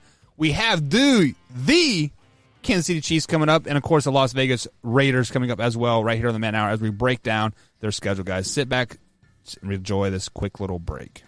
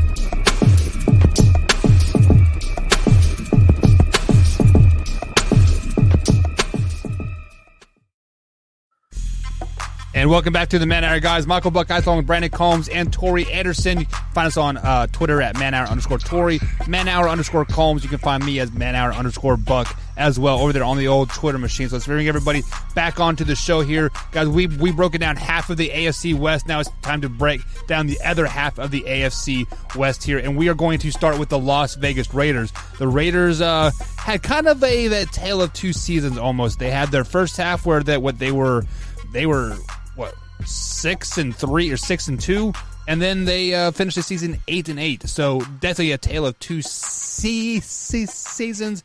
And Derek Carr kind of maybe solidified himself as maybe a top 10 quarterback in the league last year. We don't really know. We will ask the experts here, Mr. Torrey Anderson and Brandon Combs himself. So, Torrey, I'm going to kick it to you first since you are on the left side here. What do you have the Las Vegas Raiders going this season? I have them going 6-11 this year. Just because this is a team that has struggled to find its identity altogether under Gruden and Mayock. And I think it's going to be a lot of the same. It's just like it's organized dysfunction is what it feels like with this team every single year. The only constant that this team's got is they got probably a top 10 running back in Josh Jacobs. That's it, huh?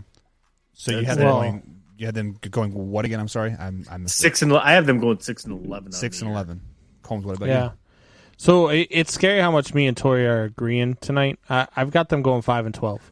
And it's not just because I don't think that Jacobs is the only thing that they have. I really do like Derek Carr. I think he's a very underrated quarterback, but I just think that they do nothing to build around him. They've done nothing to make that. I mean, the Alex Leatherwood pick in the first round was just mind-boggling, absolutely mind-boggling. And so I didn't like that pick. I didn't like their draft that they had. You know, they all they do for wide receiving core is pick the fastest guys they can find. They don't pick guys that can catch. They pick the fastest guys they can find, and it just never works well for them. And so I've got them at 5-12. I think they have another down year. I think Gruden gets fired after this year too. That would be great for them, to be honest, because Gruden has kind of been what Tony La Russa has been for the White Sox, like a cancer just building and starting to eat away that team. But the Las Vegas Raiders haven't had a winning season, guys, since 2016, and I think that continues this year. They are another 8-9 team. You know, they are just good enough to have people talk about them early in the season, and then they fall off in the middle, and then they come back hot late, and they maybe possibly have they're in that playoff hunt with 15, 16 other teams left like in that hunt, and then they for some reason they got the tougher out of division schedule out of the entire West. Like their out of division schedule. We talked about how easy it was for the Chargers and how easy it was for the Broncos. Their out of division schedule is much tougher. They got the harder teams in those divisions that they're playing. Like they have to play the Bears, they have to play the Dolphins, they have to play the Ravens, they play the Cowboys and the Bengals and the Washington football team, the Redskins, and I have them starting the season 0-4. I have them starting 0-6. See, and I had them starting 3-3 going into week 7. That's because you're Buck. Yeah, they're. So you think that they beat? Who do you have them beating in those first 6 weeks? So I do have them beating the Ravens week 1 because this is the first game that the black hole will be in Vegas, and they are going to be lit, and it's a Monday night game. It is that late Monday night game. I mean, so the Ravens body there clock is more be fight in their fans outside of the stadium heading into it than there is in this team. No, I mean, but now they got suites in the end zone with DJs. And oh my God, that was the worst beatboxing I've ever heard in my entire freaking life. I'm amazing at beatboxing. Wait till the after show. I'm just kidding. God. That was not amazing. But so basically. Combs, the first 6 weeks of their schedule, I had the home teams winning all of these games. So I had them beating the Ravens, I had them losing to the Steelers, I had them beating the Dolphins, losing to the Chargers, beating the Bears, and losing to the Broncos. Dude, first of all, they're not better than the Ravens. The Ravens are infinitely better. Yes, the Pittsburgh Steelers are going to have a down, but Pittsburgh Steelers are going to have a down year, but it's in Pittsburgh. Miami's going to Steelers win. Miami's going to beat them because Miami's better than them in all phases of the game. The Chargers obviously beat them. The Bears come into I don't care who their quarterback is. The Bears are a better team than the Raiders too. See, and I know where Buck's going to go, and I'm going to semi-agree with him that those could swing because of those East Coast, West Coast games. that time difference always is a little bit killer. Yeah. And so the reason I think that the Ravens take them in week 1 is because they're going to be out there early for that game. Again, because it is a Monday night game. They're still going to go out there on a Wednesday. By the time the game rolls around on Monday, they'll be adjusted to that time difference. So possibly, but it's usually 3 to 4 days. Yeah, and the reason why I think it's less of a problem for East Coast to go to West Coast than West Coast to go to East Coast, because the East Coast teams go to the West Coast. They play the 4:00 start on the West Coast, which is a 1:00 start on the East Coast, which is the time they're used to starting anyway. So I think it's less of a problem for the East Coast teams to go to the West Coast, especially when the West Coast team is not as good as they are. So Tori, as I do agree with your time zone change there, that was not a factor into my week 1 game. My factor was simply the fans, because Vegas allowed 0 fans in the stadium all year. So this is their grand opening for that, was it $3 million or $3 billion stadium that they built, a Monday night. That place is going to be lit, guys. Home field advantage is a real thing, and it would not surprise me if this Las Vegas stadium breaks the indoor sound barrier this Monday night game, and the Baltimore Ravens and Lamar Jackson can't handle it. The Raiders fan base is amazing, because as bad as this organization is, they still show up. They were great in Oakland. We don't know how they're going to be in Vegas, though. So, that's the other thing. Asterisk. Yeah, there's a lot of other things to do in Vegas than go see a Raiders game. So it might not be as crazy as we think. I don't know. I don't think that it's the same thing with. We talked about this with Detroit. You talked about the Detroit home field advantage, and I asked what home field advantage they were. They were 1-7 last year in Detroit. And I think that's going to be with about no fans, the same. With no fans. It's going to. Well, before that, they weren't great in Detroit either. Well, I mean, I could go back and look at it if you want, but they're not great. But teams just play bad there. Yeah. I've got them. Just a really loud, monotone sound all game long, and it's really quite annoying, honestly. And I have 4 of the Raiders' 5 wins in Vegas, so I mean, take that for what you will. I think that in Vegas they beat I have them splitting with Denver this season.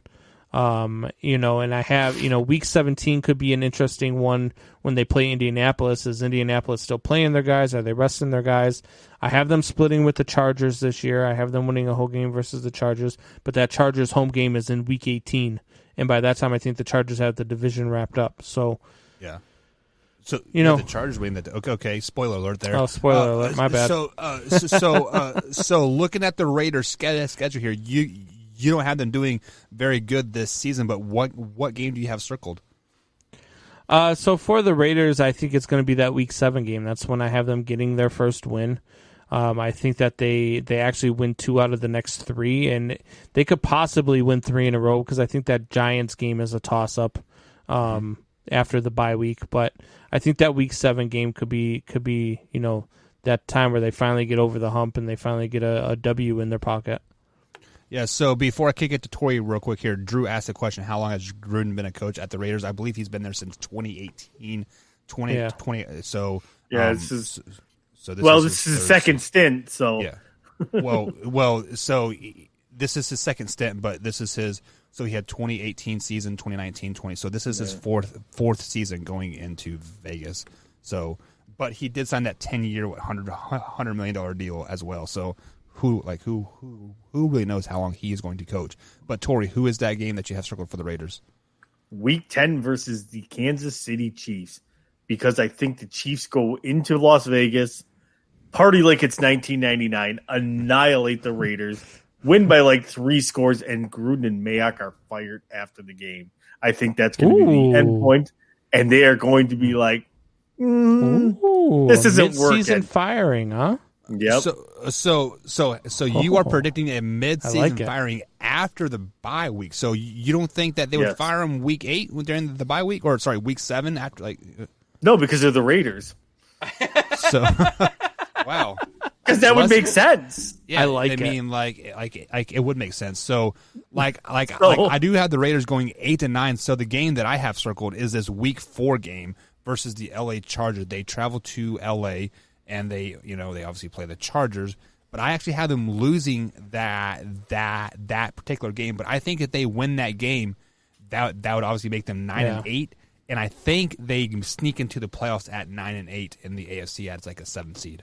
So yeah, see, I have the Raiders winning that Week 10 game versus the Chiefs. I have them because the Raiders always seem to play the Chiefs hard, especially when they're at home. They always seem to find a way to beat the Chiefs, no matter how good the Chiefs are. And so I think that's one of them. But I do like the prediction. That's a bold prediction. What was it? It was last year when they played the Chiefs. So they manhandled the Chiefs for their first loss last year, didn't they? Yeah, they did. And they Buck came called out that and kind of smashed them in the mouth.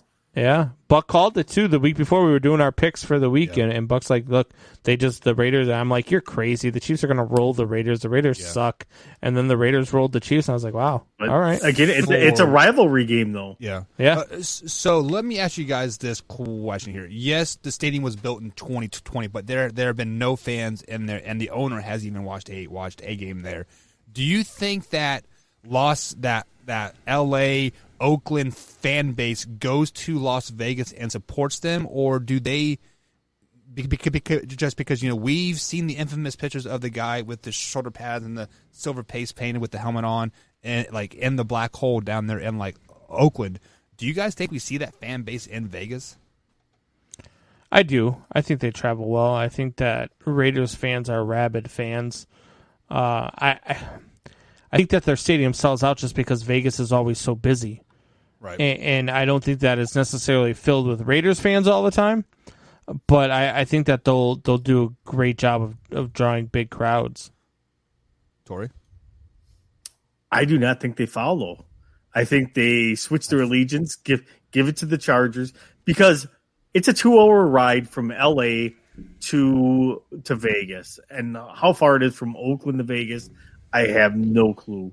It's about 9 hours. From Oakland to Vegas? Yeah, Oakland to LA Oakland is about 5 hours. Yeah. Oakland's way up north. The thing is I just don't see. I mean, they may support their team. I just don't see them going to the stadium. Yeah. All of a sudden, this stadium becomes a rich person's game because they can afford to go. The average fan is not going to be able to afford to run to Las Vegas every time that they have a home game. I mean, 9 times a year. That would be expensive, yeah. So that's to me, it makes no sense. They're just still going to have their fan base. Are they going to show up to those games? No, they're going to watch them on TV more than likely. But it's like I said, DJs in the end zone with suites in the end zone. It's starting to become a party atmosphere, kind of like since you're in Vegas, come to this stadium and watch a game. Right, and money. It's all money. And there again, your average fan is not a rich person. So true. They're very, very poor people over here. Johnny blue collar that goes to work every day, keeps his nose down, pays our bills, and when we can afford extra stuff, we buy it. It's not a luxury that we can afford to do throughout an entire year. So just to recap here, Combs, what do you have the record as again? I have them at 5-12. I have them at 8-9. Tori? 6-11. 6-11. So we're all kind of pretty close, one game or the other. Yeah, they're a losing team. They're 100% losing team. But you guys know who is not a losing team? The Kansas City Chiefs, runners of the AFC West here. So the final team of the AFC West is the Kansas City Chiefs. Combs going to kick it to you first this time. What do you have the overall record for the Kansas City Chiefs? They are 12-5. 12-5. 12-5. I think the Chargers win this division by a game. I have the Chargers at 13-4, and ultimately it's because I have the Chargers sweeping the season series. And so, in the division, I have the Chiefs at 2-4. I've got them having a down year in the division.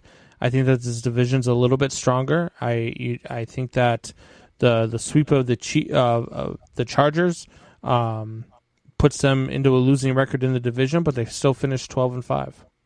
All right, so 12-5. So you haven't given sweat by the Chargers and splitting with the Raiders and the Broncos here in the division. Tori, what about you? What is their record? I actually have them going 15-2. Wow. So, I really like what they've done. I think we all kind of questioned when they cut both starting tackles. Like, what the heck are they going to? They rebuilt a really nice offensive line like overnight. For cheap too, for very cheap. Yeah. So I misspoke, by the way. Okay. I actually have them at 11-6. 11-6. Yeah. I was looking at the wrong number. I have them at 15-2. And it's like I said, they kind of went the Patriot way where like they had an off season where they could do no wrong. They filled in the spots that they needed to. You went, oh my God, what are they doing? And you're like, well, that worked out pretty well. So that's kind of the story of their entire off season. So they've got a tough schedule this year, man. They do have a tough schedule, but really tough schedule. I mean, they play Cleveland, they play Buffalo, they play Green Bay, and if Aaron Rodgers is still in Green Bay, which I don't think he is, but even if he's not in Green Bay, it's still a tough Green Bay defense. They've got to play Dallas. They have to play the Raiders, obviously, twice. But, the Bengals aren't an easy task either. So they play all the divisions that they play against. They play the division, the tops of those divisions. And it's not an easy task. I don't see any scenario where they can win 15 of these games. Yeah, so Tori, you had them going 15-2. Who are their two losses? I have them losing at the Washington football team, and then I have them losing in week 18 to the Broncos because they're going to have the number 1 seed wrapped up and won't need to play anybody. Yeah, and this is the same football team that Tori does have going 13-4 on this season. So that's exactly where I have the Kansas City Chiefs. I have them going 13-4 as well.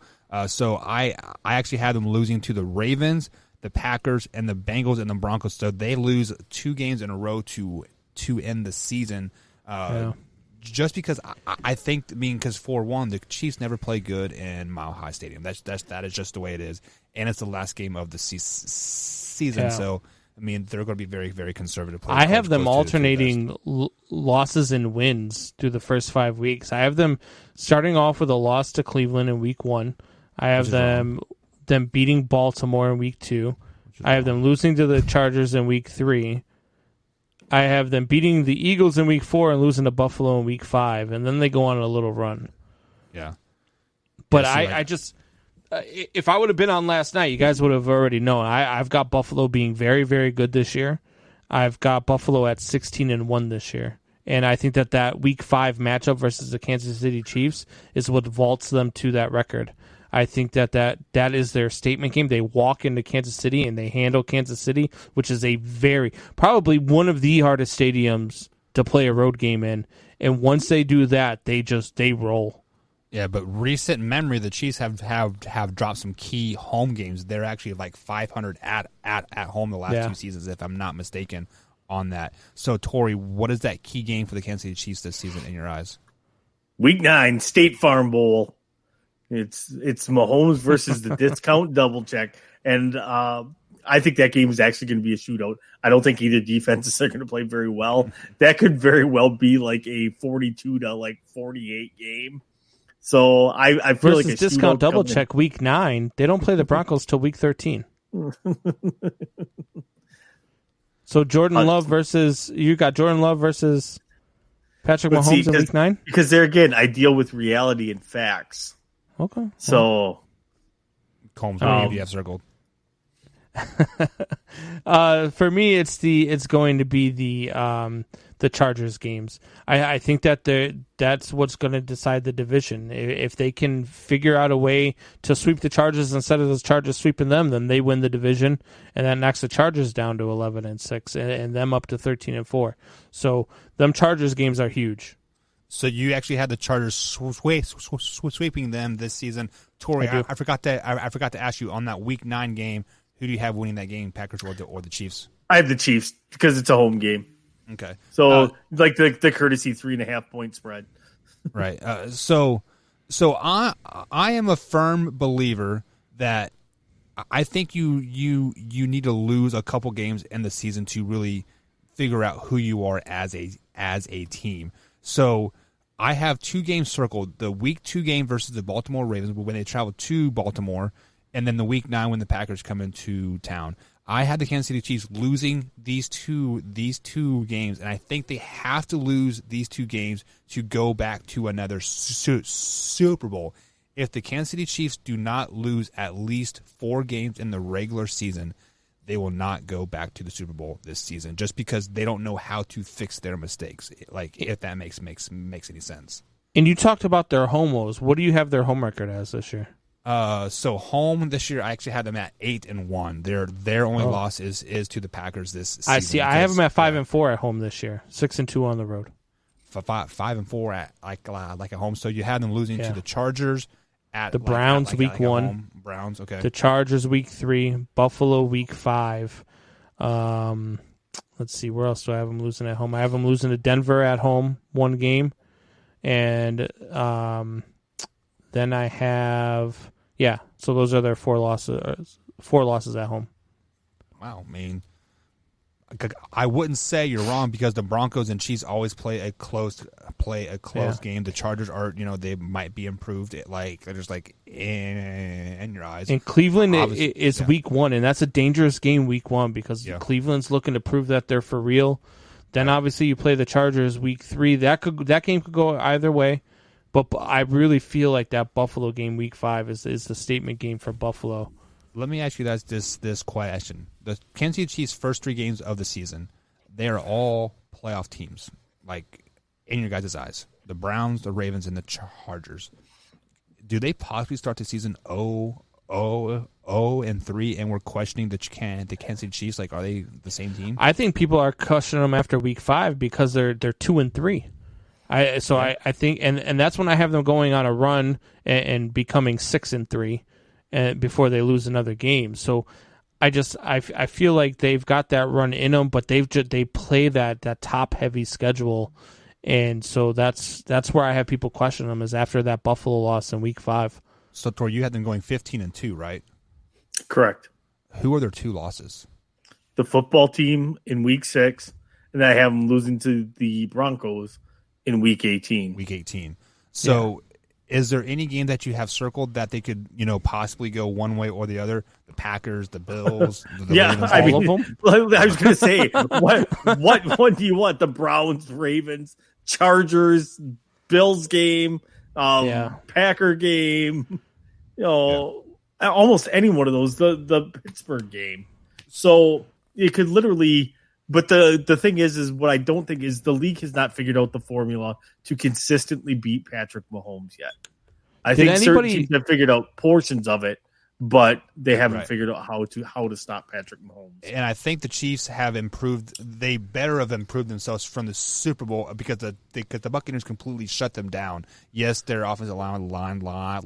I was going to say you were playing a backup line, but you still got to learn from losing, and hopefully they have learned from that mistake. So, Combs, what were you saying before I cut you off?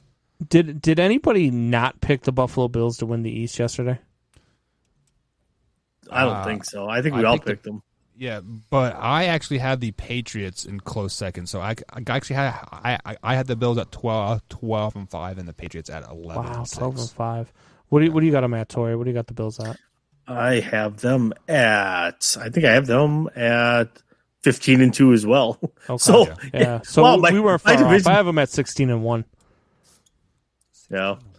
That is so unrealistic. The only division I don't have a double-digit winner in is the South with the Titans or with the Colts. I think Buffalo Buffalo's got another one of those teams that's got a soft out of division schedule, and even in their in division schedule, I think they take advantage of playing in a weak division. I think they win some big games though. I think they beat the Chiefs. I think that they beat the Colts, and I think that they beat the Saints. I think those are their 3 toughest games, to be honest with you. I mean, you got Pittsburgh, Miami, Washington, Houston, Tennessee, Jacksonville.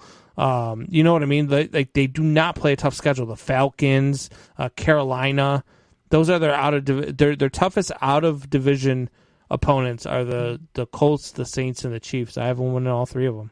Yeah, so I actually have a question that I want to propose to you guys during Shop Talk here. So Shop Talk is coming up here right after the break here, guys, on the Man Hour. So I'm going to stick a pin in this conversation, and we're going to talk about that here. But if you guys want to talk about anything, let us know in the chat. And we also got other things to talk about also during Shop Talk. So sit back and relax. We'll be right back here after a short little break.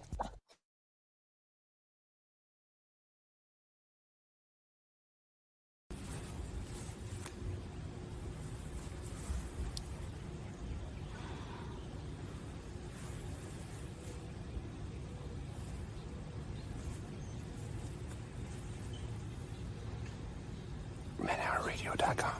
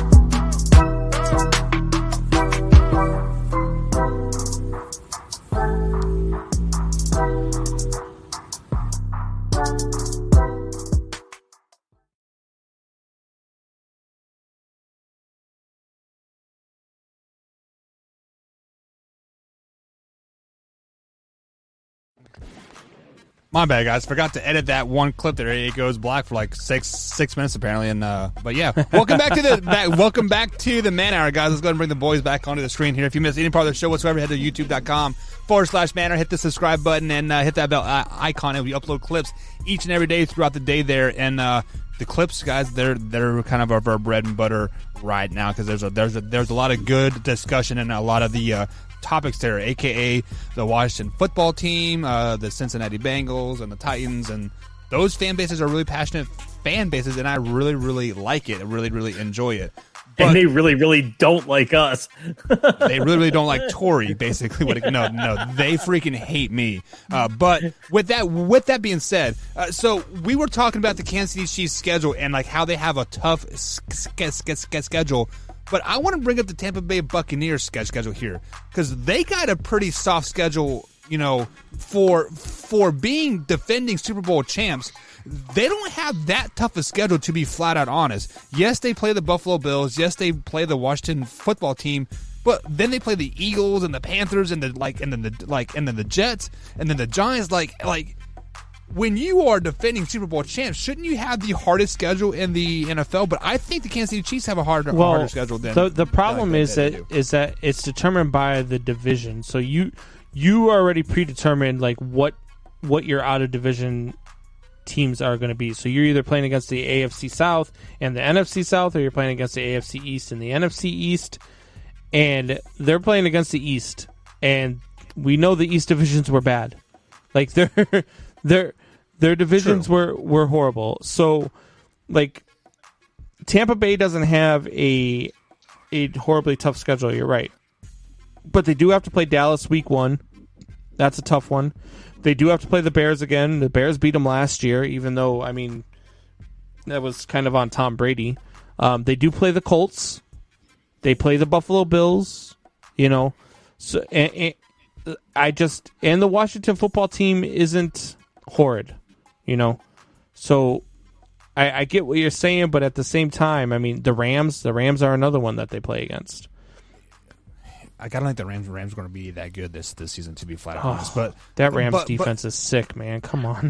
But I strongly dislike that they predetermine you're going to play the NFC North. Like, let's make it so the NFL is more competition week in and week out. So you don't have a team going 16-1.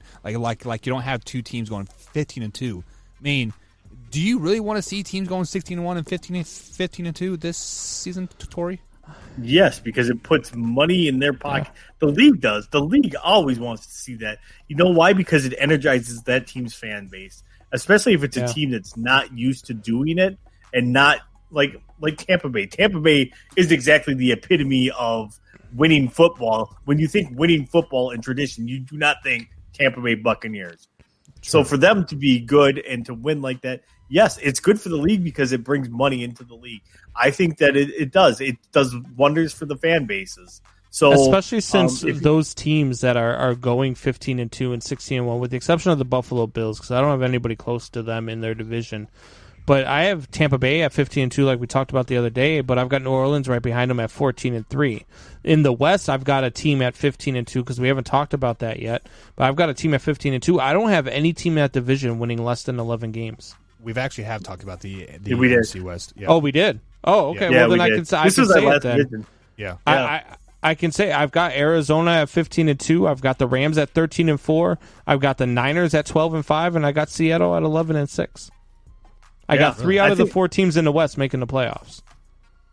I have San Francisco barely missing the playoffs at 10-7 as the worst team in that division. Yeah, that division is going to be so good. Yeah, and see, I have all of them at 9-8. This year, all 4 of them at 9-8. Have you looked at their schedules? Yeah, I looked at their schedules. Arizona plays Tennessee, Minnesota, Jacksonville, Houston, Carolina. Like, those are their out of division opponents. So first of all, I think the Houston Texans are going to be better than anybody's giving them. That anybody's giving them credit for. They're not going to 100%. Have Deshaun Watson, even if they don't trade him. He's not. They have Tyrod Taylor still. The only thing that's going to be fun about the Texans is they're putting the fun in dysfunction this year. Putting the fun in dysfunction. Yeah, the Houston Texans are garbage. They've lost pretty much everybody that's worth a damn. And Jesus Christ, this is why I love hockey. Sorry to get off track here. We started talking. I looked down for 2 seconds. I looked up. Overtime had started between Montreal and Toronto. I looked down. I looked up. I missed the damn goal. I don't know how Montreal just won the game. I don't know how they won it. But anyway, getting back to football. So I actually misspoke. I have 3 teams going 10-7, and the Seahawks going 8-9. Do you just think that this division beats up on one another? Is that why you have it like that? Yeah. Yes. So I actually have everybody splitting in the division. It's funny. Year. So I have the Cardinals at 14-2 in that division. I've got 14-2 in the division. At 4-2 in the division. Sorry, I misspoke there. I've got the Rams at.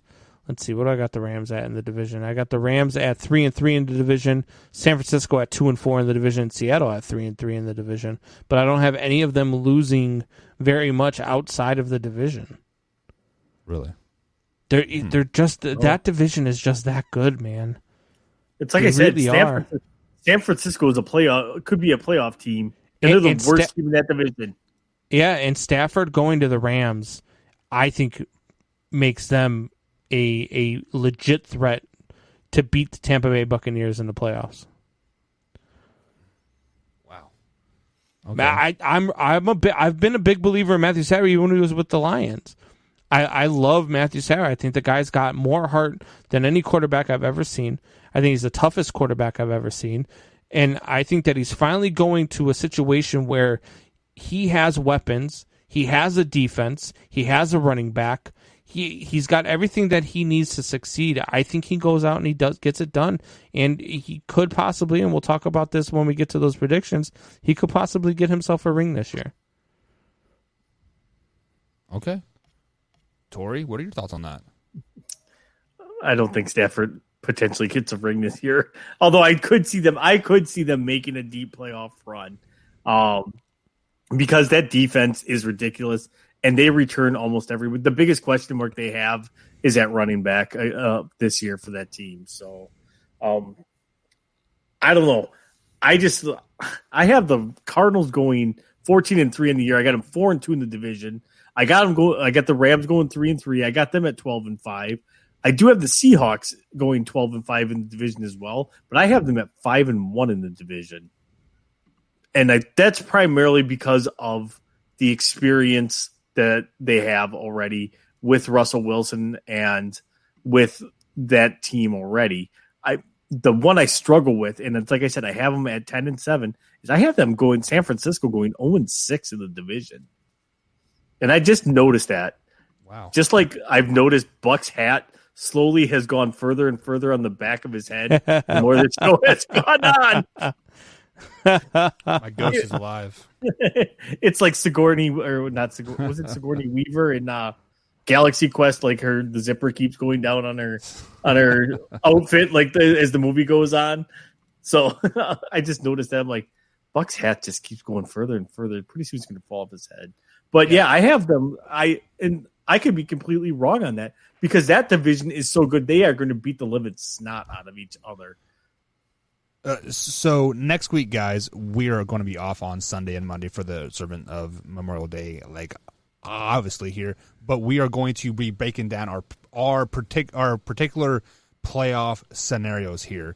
So, Tori, do you have your playoff predictor pulled up? I do. What does your AFC and NFC playoff picture look like right now, wild card weekend? So right now, let me go to wild card weekend here. I want to reset week. Oh, I am on wild card weekend. So right now I have Cleveland as a 5 seed going up against Tennessee as a 4 seed. And the AFC. In the AFC. I got Cleveland. Cleveland is the only road team I have winning the whole weekend. So the next game I have the Chargers versus Baltimore. Don't tell us who is going to win yet, Tori. Oh. Come on, man. Relax. So, you just want my teams? Yeah, just who do you have in there? Oh, so who are the 7 teams and the playoffs? I got Cleveland, Tennessee, Chargers, Baltimore, Buffalo, Miami, and Kansas City. Combs, well, what about you? In the AFC, who are your 7 teams in the playoffs? In the AFC, I've got Buffalo as the 1 seed. I've got Cleveland as the 2, Indy as the 3, Chargers as the 4, Chiefs as the 5, Baltimore as the 6, and Denver as the 7. Wow. Okay. So as of right now, I need to pick one more game. I'm totally sorry about that, guys. My bad. There we go. So I have the Chiefs at the number 1 seed, Buffalo Bills at number 2, Ravens at 3, Colts at 4, Broncos at number 6, Patriots at 5, and Browns at 7. Wow. You think Baltimore beats Cleveland for that division, huh? Yeah. I think Cleveland's better than Baltimore. I think the Ravens have the easier schedule. I would agree. That I agree with that because overall Cleveland does have a better team, but I think Baltimore has their schedule's that much tougher. I don't know. I think we just difference of opinion there, but yeah, I just. Yeah, I mean, we will definitely have opportunity to break down these games next week. So, Combs, who do you have as your NFC teams? NFC teams, as the 1 seed is the Arizona Cardinals, the 2 seed is the Tampa Bay Buccaneers, the 3 seed is the Dallas Cowboys, the 4 seed is the Minnesota Vikings, the 5 seed is the New Orleans Saints, the 6 seed is the Rams, and the 7 seed is the San Francisco 49ers. Okay. Tori, what about you? 7 seed I got as the New York Giants. 6 seed I got the LA Rams. The 5 seed I got the Seattle Seahawks. 4 seed Green Bay Packers. The 3 seed I got Arizona Cardinals. 2 seed Tampa Bay. 1 seed Washington Football Team. Yeah, so my number 1 seed is I had the Buccaneers, Cowboys sitting at number 2, Packers at 3, 49ers at 4, Saints at 5, Rams at 6, and Cardinals at 7. So me and Combs are exact opposite of the Arizona Cardinals, though. He has them as a number 1 seed, and I had them just sneaking into the playoffs. I think you're crazy. I don't see any scenario where the Cardinals aren't the best team in the NFC. So the Cardinals are so good, man. Spoiler alert here. I have 1, 2, 3, 4, 5 teams at 10-7 in the NFC. Yeah, I've got